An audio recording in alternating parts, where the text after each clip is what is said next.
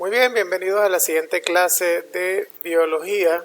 Quienes habla Mr. Alexander Colina. Hoy vamos a hablar de las biomoléculas orgánicas, específicamente de los glúcidos. Bien, el objetivo de esta clase será explicar la estructura y funciones de los glúcidos, destacando su clasificación en el mundo de las biomoléculas orgánicas. ¿A qué llamamos glúcidos?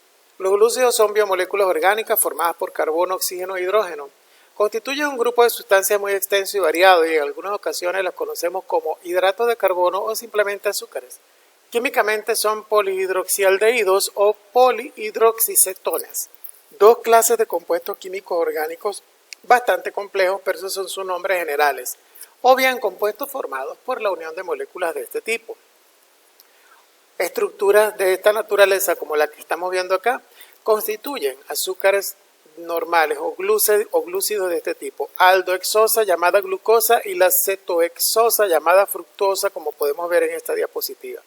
Fíjense que es un compuesto químico que tiene varios átomos de carbono, hidrógeno y oxígeno. No voy a explicar porque no estamos al nivel para entender la configuración de esta molécula, pero sí como para saber de qué está constituida y ver la cantidad de grupos diferentes que tiene, ¿no? Están resaltados en amarillo y en azul. Bien, ¿cómo se clasifican los glúcidos? Solemos distinguir tres grandes grupos de glúcidos: los monosacáridos, los oligosacáridos y los polisacáridos. Los monosacáridos son los glúcidos más sencillos, formados por una cadena de entre 3 y 7 átomos de carbono.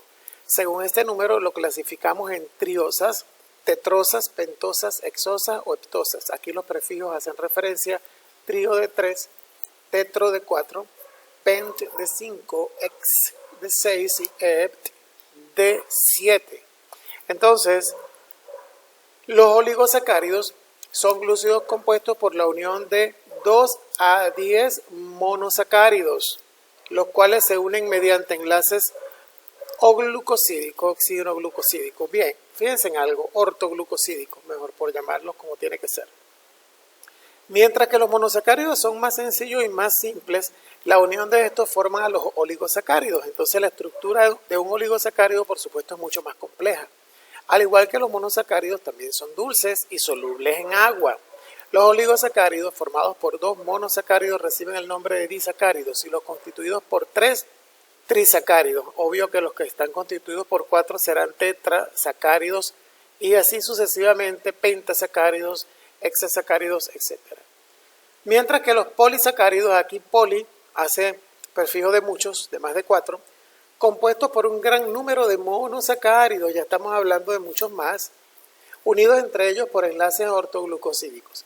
Una sustancia formada por varias moléculas menores la conocemos como polímero, mientras que cada una de las más pequeñas que forman al polímero reciben el nombre de monómero.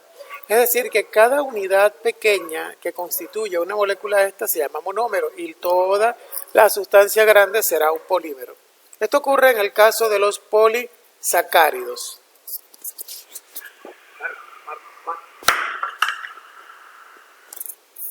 ¿Cuáles son las características de los monosacáridos? Aquí tenemos dos estructuras, igual que mostramos en la parte inicial de la clase.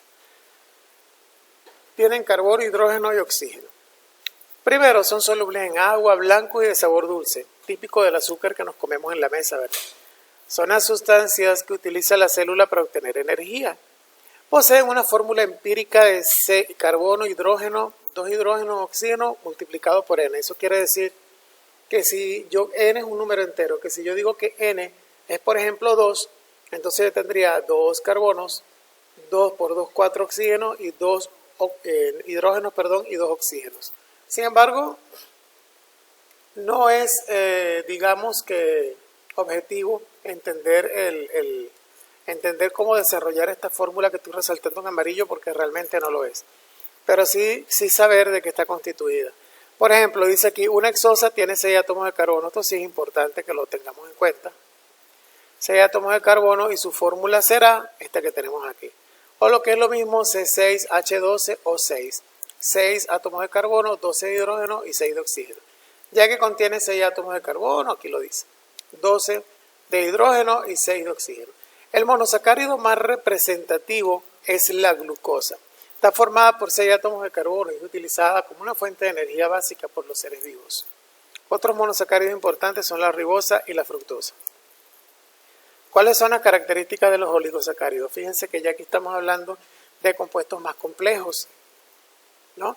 Por ejemplo, mientras que la glucosa es un monosacárido y la fructosa también, cuando ellas se unen, forman la sacarosa, el azúcar que nosotros nos comemos en la mesa. Tiene esta estructura química. Toda esta estructura que estoy resaltando aquí en amarillo es la estructura química del azúcar que nos comemos en la mesa.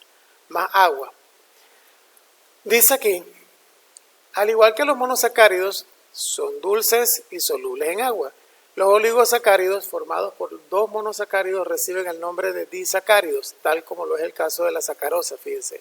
Un monosacárido, otro monosacárido, un disacárido. Bien, y los constituidos por 3 trisacáridos. Añadiendo agua, un disacárido puede dar lugar a 2 monosacáridos libres. Esta reacción de hidrólisis, la reacción se llama reacción de hidrólisis cuando le agregamos agua a uno de estos azúcares y se divide en 2 o más polisacáridos, provoca la ruptura del enlace ortoglucosídico y por tanto la liberación de energía. Esos enlaces ortoglucosídicos es esta unión que vemos entre los 2 hexágonos. Los 2 hexágonos son el azúcar. Fíjense aquí, la lactosa está formada por 2 monosacáridos, el que tenemos a la izquierda y a la derecha, y el enlace glucosídico es este, donde aparece el oxígeno de por medio, igual que la maltosa. La lactosa es el azúcar de la leche, esta que tenemos acá. Dice aquí, la mayoría de los oligosacáridos representativos en los seres vivos son disacáridos, entre los que destacan la sacarosa, que es la unión de la glucosa más la fructosa que obtenemos de la caña de azúcar, o la remolacha, que es el azúcar que consumimos habitualmente. La lactosa es la unión de la galactosa y la glucosa. Entonces, esta debe ser la galactosa y esta debe ser la glucosa, que se encuentran exclusivamente en la leche. Y la maltosa, que son 2 glucosas y sus funciones son siempre energéticas, es decir, proveen de energía a quien las consume, en este caso la célula. ¿Cuáles son las características de los polisacáridos? Los polisacáridos son más complejos, de hecho tienen función estructural. Esta imagen que vemos aquí, que estoy resaltando en amarillo ahorita, es la microfotografía electrónica de la celulosa. La celulosa forma como unas especies de redes hexagonales, parece mentira, pero esta es la estructura de una molécula y la podemos ver al microscopio electrónico. De hecho, en su estructura, su modelo molecular planteado con modelos de átomos y partículas como los que están viendo en este momento en química de primer año, plantean una estructura como la que estoy coloreando aquí en amarillo, muy compleja. ¿Cuáles son las propiedades? Los polisacáridos se forman como largas cadenas lineales o ramificadas. Si en esta cadena se repite siempre el mismo monosacárido, hablamos de un homopolisacárido, como este que tenemos acá. Bien, mientras que se intervienen distintos tipos de unidades, hablamos de heteropolisacárido. No tienen sabor dulce ni son solubles en agua, son una variedad de glúcidos diferentes. Por este motivo cumplen principalmente un papel estructural en los seres vivos. Fíjense bien, algunos polisacáridos importantes, entre esos se tienen la alaquitina, que ayudan a formar la concha de los caracoles, por ejemplo.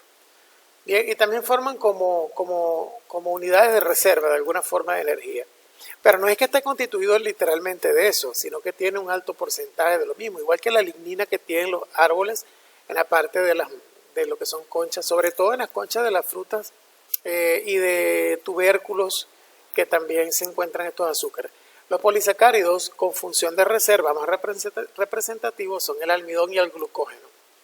El almidón es la sustancia de reserva energética propia de las plantas y se encuentra en forma abundante en las semillas y los tubérculos. Por eso es que nosotros cuando comemos estos materiales decimos que comemos glúcidos, por ejemplo papa, yuca, ¿ok? Bueno, aquí lo llaman zapallo. En cuanto a los polisacáridos con función estructural, los más representativos son la celulosa y la quitina. La celulosa forma la pared celular de células vegetales, un polímero formado por glucosa. Varias unidades de glucosa forman la celulosa. Varias unidades de glucosa forman la celulosa. Importante, o sea que la celulosa es un polímero de la glucosa. ¿Quedó claro eso, no? La glucosa es la unidad, es el monómero más pequeño y muchas de ellas juntas forman la celulosa. En este caso, varias cadenas se unen entre sí por puentes de hidrógeno y le otorga mayor estabilidad al polisacárido. Y finalmente tenemos una tablita donde podemos hacer un pequeño resumen de algunas de estas características. Aparecen monosacárido, oligosacárido, polisacárido. La estructura, en base a que están formados, la estructura general de los monosacáridos, la estructura de los oligosacáridos y la estructura de los polisacáridos. Características, hay 3 características principales de cada uno de ellos que las nombramos en las diapositivas anteriores. ¿Qué función tienen? Estos tienen función energética y estos de reserva y estructural. Ejemplos, estos son los ejemplos de los azúcares que tenemos allí. Y estas serían las representaciones más típicas de las moléculas de estos azúcares. Pendientes, revisemos, analicemos, reconozcamos, identifiquemos una sola unidad. Una es un monosacárido, generalmente representada por un anillo de 6 lados como un hexágono. Esto en química se llama anillo o elemento cíclico, ¿no? Cuando tenemos 2 son disacáridos. Si hubiesen unidos 3, sería un trisacárido, unidos por un enlace ortoglucosídico, que es donde está aquí el oxígeno. Y cuando muchas de ellas se unen entre sí, forman los polisacáridos. Cada simbolito que estoy marcando aquí es un hexágono de esto que tengo acá, pero más pequeño. Y fíjense que entre ellos aparece el oxígeno de por medio, ¿ven?